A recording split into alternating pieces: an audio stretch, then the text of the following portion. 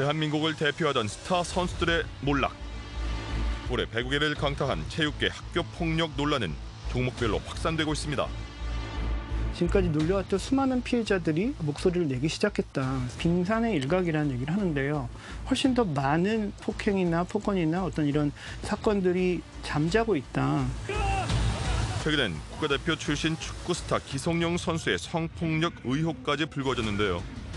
성폭행범으로 낙인이 찍혀 있고 뒤에 숨고 싶지 않고요. 당당하게 나서서 이 일에 대해서 빨리 해결을 하고 싶고.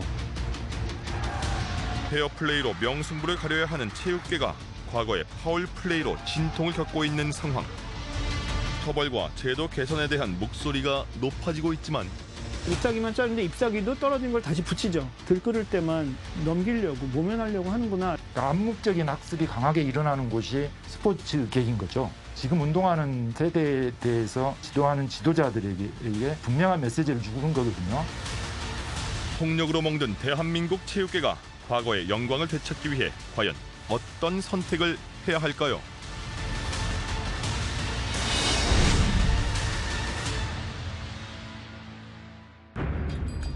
(2020년은) 대한체육회 창립 100년을 맞이한 해였습니다.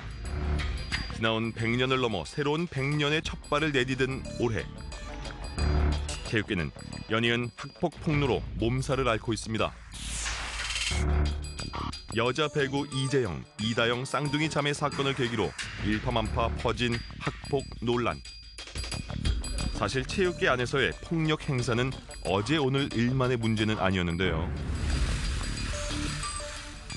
20년 전에, 10년 전에 이제 같이 운동했던 시대에는 미디어도 발달하지 않았고 SNS도 없었고, 지금 보면은 뭐 청와대의 국민청원 게시판도 있고 개인의 주장이 전체의 주장과 맞먹는 파워를 갖는 시대가 지금 돼버렸지 않습니까? 체육계 폭력이 근절되지 않는 주된 원인. 침묵의 카르텔이 인터넷이나 SNS를 통해서 깨지고 있는 것입니다.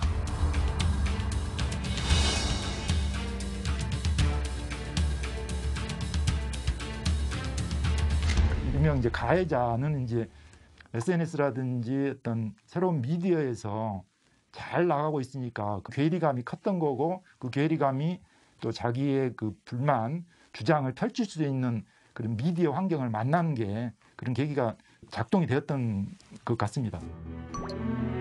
폭력 탓에 스포츠에 대한 꿈을 접었다는 피해자들의 호소와 가혹 행위의 잔인함에 가해자로 지목된 선수들을 향한 비난 여론은 거셌는데요. 하지만 폭로 내용의 사실 여부와는 상관없이 형사처벌은 불가능한 상황입니다. 형법상 폭행이나 상해죄는 공소시효가 5년 내지 7년 정도입니다. 이미 공소시효가 지났기 때문에 수사할 수 없다 해서 공소권 없음 뭐 그런 처분을 내리거든요. 가해 행위로 인해서 손해가 발생했다면 민사상의 손해배상 책임을 청구할 수 있는데, 그 손해배상도 이제 소멸시효라는 게 있어서 가해자는 안 날로부터 3년, 그 불법행위가 있은 날로부터 10년이 지나면 그 손해배상 청구를 또 할 수가 없습니다. 법의 심판은 피할 수 있지만 그냥 묵인할 수는 없는 일. 구단에서는 학교 폭력 의혹을 인정한 선수들에게 무기한 출전 정지 징계를 내렸고, 대한배구협회에서는 국가대표 자격을 박탈했는데요. 무기한이라고 하는 말이 굉장히 오랫동안 맞겠다라고 들리긴 하지만, 과거에 비슷한 케이스에서 무기한이 한 2년 정도 갔다가 이제 다시 자격정지 풀고 돌아오는 케이스들이 있었고, 어쩌면 그냥 지금 굉장히 여론이 안 좋으니까 이 시간을 잘 넘어가고, 그리고 조금 잠잠해지고 할만할 때 언제든지 풀 수 있다라고 하는 징계 수위라는 점에서 처음에 그 무기한이라는 얘기 들었을 때 많은 국민들이 조금 의아해하고 의심을 했던 그런 상황이었죠. 실제로 자격 정지 후 가해 선수나 관계자가 다시 복귀한 사례가 있었는데요. 2009년 박철우 선수는 당시 국가대표팀 이상열 코치의 폭행으로 전치 3주의 부상을 입었습니다. 결국 이상열 코치는 무기한 자격 정지 처분을 받았는데요. 하지만 2020년 다시 프로팀의 감독으로 복귀해 논란이 됐습니다.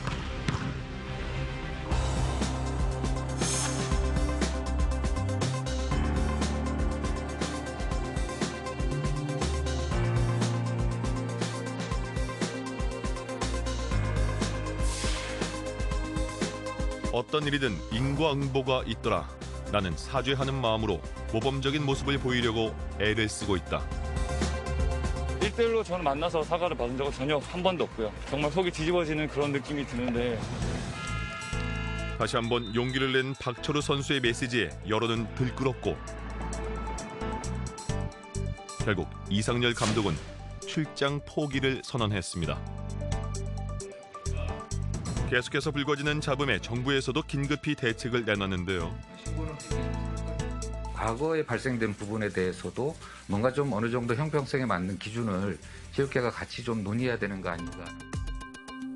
앞으로 프로구단은 신인 선수를 선발할 때 학교 폭력을 저지르지 않았다는 서약서를 제출받아야 하고 학교 폭력을 저지른 선수들은 국가대표로도 선발될 수 없습니다. 또 3, 4월 동안 신고센터를 운영해 활동 중인 스포츠 선수들이 과거에 저지른 학교 폭력에 대한 신고를 접수할 수 있게 했는데요. 실제로 지난해 교육부가 학생 선수의 폭력 피해를 익명으로 알릴 수 있는 온라인 신고센터를 마련했지만 실제 접수된 사례는 10건에 그쳤는데요. 학생 선수 폭력 피해 신고센터는 고 최숙현 선수 사건 이후 마련된 대책 중의 하나였습니다. 트라이애슬론 팀에서 지도자와 선배들의 가혹 행위에 시달리다 극단적인 선택을 한 고 최숙현 선수. 당시 같은 피해자이자 목소리를 냈던 정지은 선수는 현 사태에 대해서 어떻게 생각하고 있을까요? 이제 터질 게 터지고 있구나. 다들 하나하나씩 용기를 내고 있구나라고 생각하고요. 저는 아직 밝혀지지 않은 학폭도 더 나와야 된다고 생각을 하고 있습니다. 근데 생각하면 너무 분하죠. 왜 같은 선수인데 왜 자기가 나이 많고 주장이라는 이유로 그 권력을 이용해서 구타를 폭언을 했을까. 저는 그게 너무 화가 나고요. 아직도 끝나지 않은 고통에 시달리고 있다는 그녀. 당시 상황을 자세히 들어봤는데요.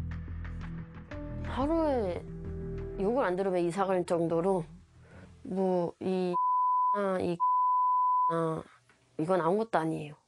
손으로도 그렇고 물통으로도 맞았고요. 머리 맞는 거는 너무 많아서 내가 어떻게 하면 욕을 덜 먹을까? 어떻게 하면 덜 맞을까? 1분 1초를 긴장하면서 살고 있었어요. 수영, 사이클, 마라톤을 연이어 겨뤄야 하는 철인 3종 경기. 인간의 한계에 도전하는 스포츠에 16년을 바쳐온 선수조차도 폭력 앞에선 무기력해질 수밖에 없었습니다. 정말 진짜 힘들다. 진짜 죽고 싶다라고 생각은 많이 들었던 것 같아. 내가 이렇게 맞을 바에는 죽는 게 더 편하겠다라고 생각이 들어서 정말 너무 반복적이었고 정말 너무 심했어서 뉴질랜드 전지훈련을 갔었을 때는 제가 혼자 비행기표를 알아봤어요. 그냥 혼자 도망 나오려고. 성인 무대 2년 차부터 태극 마크를 달았고 3년간 전국체전에서 메달 6개를 딸 정도로 촉망받는 선수였지만 그 영광마저 온전히 누릴 수 없었습니다. 그 사람들은 항상 하는 말이 전국체전 메달을 따도 이건 너가 딴 게 아니다. 이거는 우리가 다 같이 한 거다. 이건 너가 딴 거 절대 아니니까 자만하지 말라. 라고 항상 그 말을 항상 했었어요. 이해할 수 없는 말과 행동. 하지만 보복이 두려워 그대로 침묵한 채 결국 팀을 옮겼는데요. 가장 먼저 목소리를 낸 건 고 최숙현 선수였습니다. 하지만 아무도 귀를 기울여주지 않는 상황에서 결국 신고를 한 지 4개월 만에 극단적인 선택을 하고 말았는데요.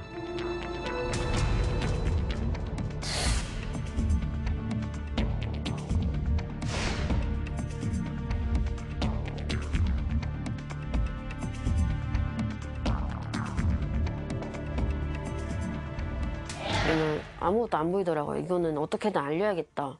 제가 은퇴하는 한이 있더라도 이건 알리고 은퇴를 해야겠다라고 싶어서 수단과 방법을 가리지 않고 했죠.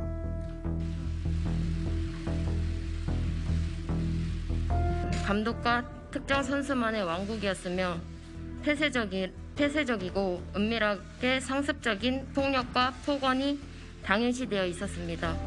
이거 이것 때문에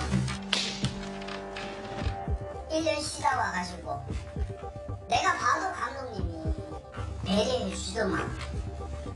근데 거짓말을 해.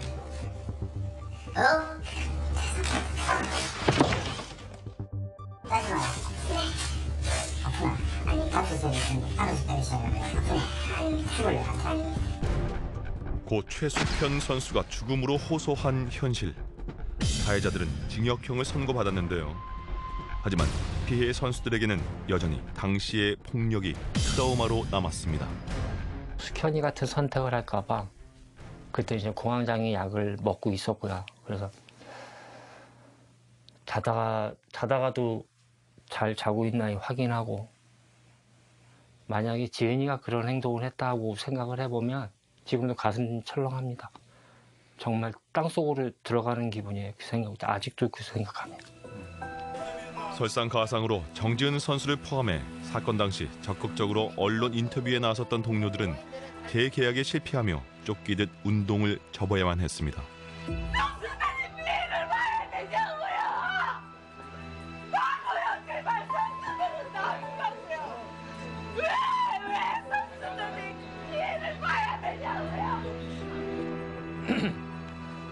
운동을 그만둔다고 했을 때 정말 하늘이 무너지는 줄 알았습니다. 근데 3년 동안 시달린 그 시간이 아마 지옥 같았겠죠. 그런 지옥이 없었을 겁니다.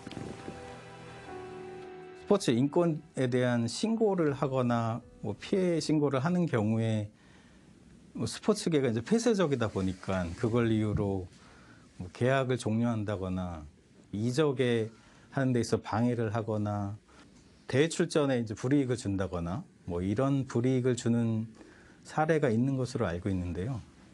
최근에는 이제 국민체육진흥법이 이제 개정이 돼서 제도들이 보완된 것으로 그런 대책이 마련되고 있습니다.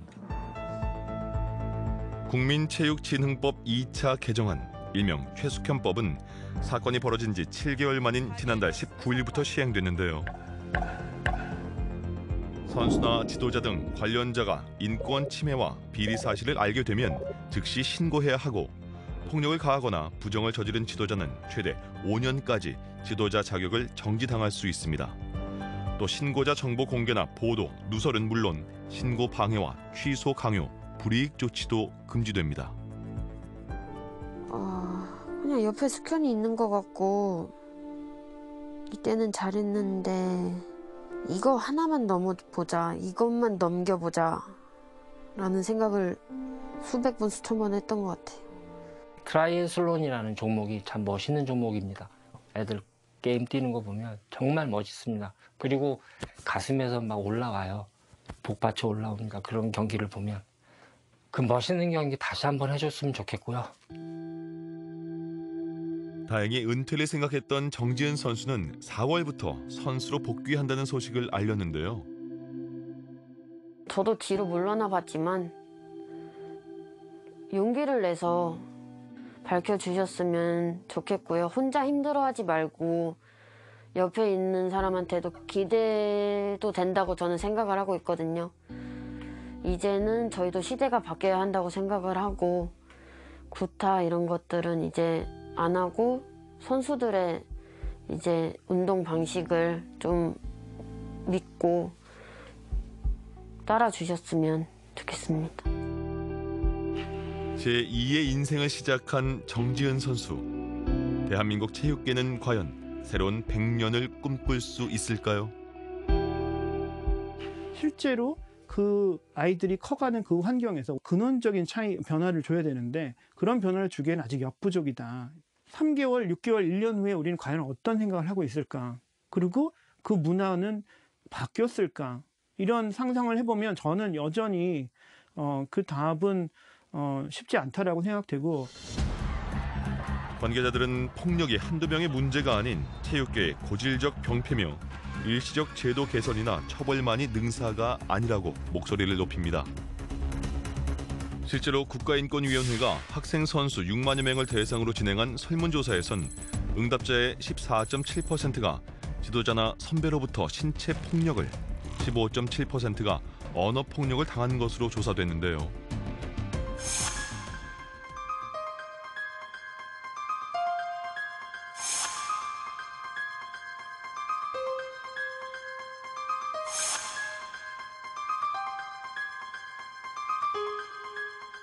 제가 만난 케이스 중에 한 선수는 이제 맞다 기절한 선수인데 그 때린 감독을 자기는 욕할 수 없다. 감독님이 나를 국가대표 만들어줬다. 라고 믿고 있어요. 기절할 정도로 맞았던 그 지도자에게 내가 보상을 받았다. 그러면 그분이 이제 지도자가 되거나 그런 위치에 갔을 때 폭력을 하더라도 결과만 좋으면 용서될 수 있다라는 어떤 그런 믿음이 있는 거죠. 근데 그게 이 친구 한 명의 어떤 문제가 아니라 우리 사회의 어떤 민낯이라고 볼 수 있는 거죠. 중고등학생 때 축구 선수로 활동했던 민수 씨. 그에게도 폭력은 일상이었습니다. 저희 때는 그랬던 것 같아요. 선후배 간에 뭐 그런 규율이라고 해야 되나? 운동을 못하면 맞고 말 안 들으면 맞고 쉬다가도 그냥 지나가다가 뒤통수 한 대 때리고 뺨을 맞기도 하고 걷어 차이기도 하고 오늘 하루 안 맞고 그냥 지나가면 오늘 하루 잘 안 맞았다. 잘 지나갔다. 이렇게 생각이 들 정도니까. 그리고 갖가지 이유로 또 이유가 없어도 폭력을 당했지만 당연하게 생각했답니다. 문화라는 게 그 말이 참 웃긴데 저도 한 학년 9학년 올라가다 보면 밑에 후배들이 마음에 안 드는 행동을 한다거나 생활하는 데 있어서 규율에 맞게끔 행동을 안 한다거나 그러면 당연히 그런 규율을 잡아야 되고 그렇기 때문에 그런 폭행도 좀 있었던 것 같아요. 많은 전문가들은 합숙 문화를 그 원인 중 하나라고 말하고 있는데요. 휴가를 금지한다든지 외출을 금지시켜서 이렇게 좀 제한을 숙소에서 그냥 있게 하죠. 합숙을 시켜서. 왜? 밖에 나가면 외출되면 이제 경기력이 떨어진다고 보니까.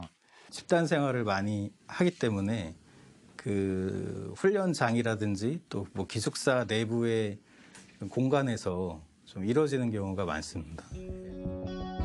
민수 씨 역시 기숙사 생활을 했는데요. 당시의 기억은 어떻게 남아있을까요?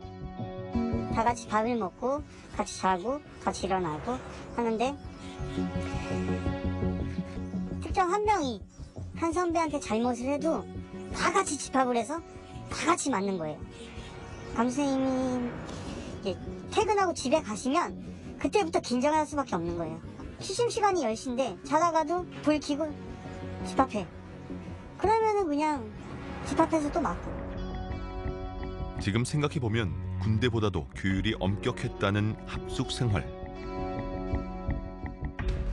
야구방망이나 하키채 이런 걸로 1인당 기본 10대 이상이죠. 쌓아놓고 그냥 부러지면 또 꺼내서 때리고. 저희 13명이 그 한 명 못 당해내겠어요? 그렇지만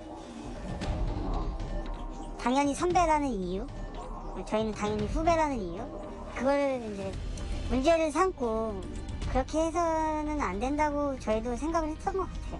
쉽게 말하면 왕따가 된다거나. 오히려 폭력을 휘두른 가해자보다 원인 제공을 한 동료 선수가 비난의 대상이 됐습니다. 선배들이 저희 학교 뒤에 산이 있었는데 거기 산에 데려가서 줄로 묶어놓고 내려왔어요. 또 밤 늦은 시간에 이제 저희한테 그 친구 저기 위에 산에 있으니까 너네가 데리고 내려와라. 갔더니 엉엉 울고 있었는데 충격적인 것도 있었는데 그 친구 때문에 저희가 많이 맞았잖아요. 쌤통이다 이렇게 생각했던 것도 있고 이 친구를 미워할 수밖에 없는 거예요. 경쟁이 심한 분야다 보니 실력의 차이 역시 폭력을 불렀습니다. 11명에서 경기를 하잖아요. 그러면 3학년 인원수가 다 경기에 다 들어가지 않아요. 감독 선생님께서 2학년 선수를 넣어주고 1학년 선수를 경기에 넣어줬어요. 그러면 열심히 뛰겠죠. 근데 3학년 선수들은 경기를 못 뛰는 선수들이 있잖아요. 그럼 그 선배들이 수에 들어오면 경기 뛰는 선수들만 불러서 따로 또 폭행을 하는 거예요. 기를 죽이려고. 빨래라든가 심부름이라든가 그런 여러 선배들이 저만 시키는 거예요. 저를 괴롭히는 거죠. 경기에 들어간다는 이유로. 결국 견디다 못해 운동을 그만둘 수밖에 없었는데요.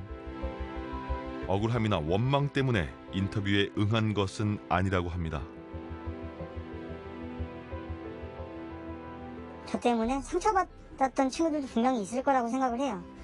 운동을 열심히 안 하거나 숙소 생활의 규율에 어긋나는 행동을 했을 때 저는 폭행을 했어요. 굉장히 많이 후회하고 있고 미안하게 생각을 하고 있고, 그런 일이 진짜 전혀 없어지고 운동만 좋은 환경에서 할 수 있다면 저는 그랬으면 하는 바람에 그래서 이렇게 인터뷰에 응하게 됐습니다. 피해자가 또 가해자가 되는 폭력의 되물림. 그 시작은 어디일까요?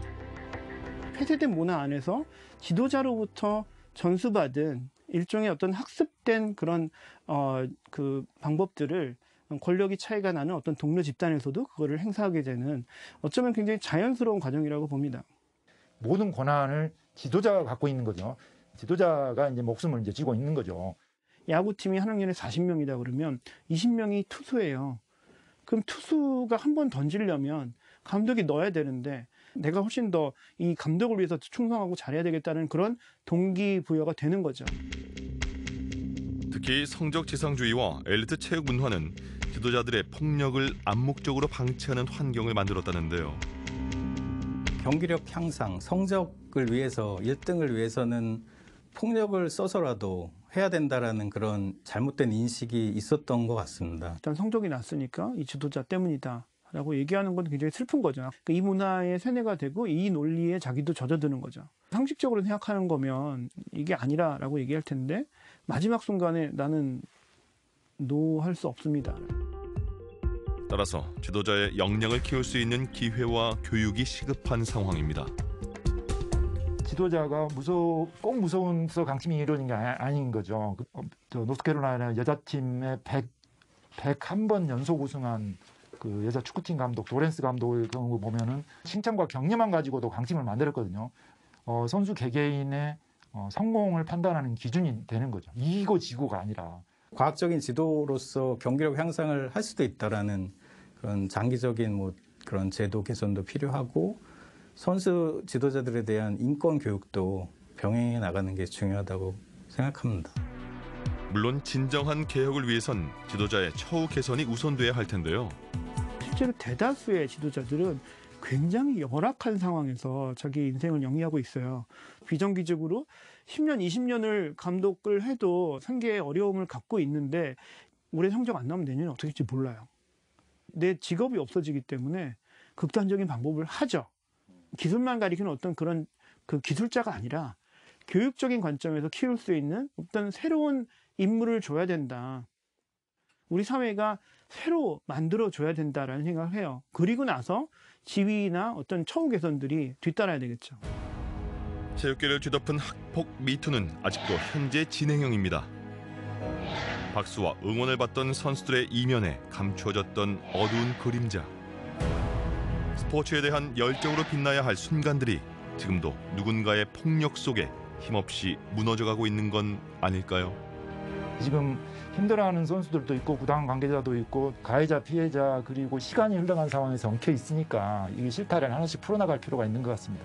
경쟁은 어느 분야에다 있는 거는 마찬가지입니다. 선수들이 자기의 목표를 향해서 행복해하면서 운동을 할 수 있고, 스포츠에 참여하는 다양한 모든 사람들이 정말 스포츠가 좋고 우리나라 국민으로 태어나면 기본적으로 누려야 될 권리라는 거를 알았으면 좋겠어요. 불행한 스포츠를 만들지 말자. 운동하는 친구들이 행복하게 즐기면서 했으면 좋겠어요.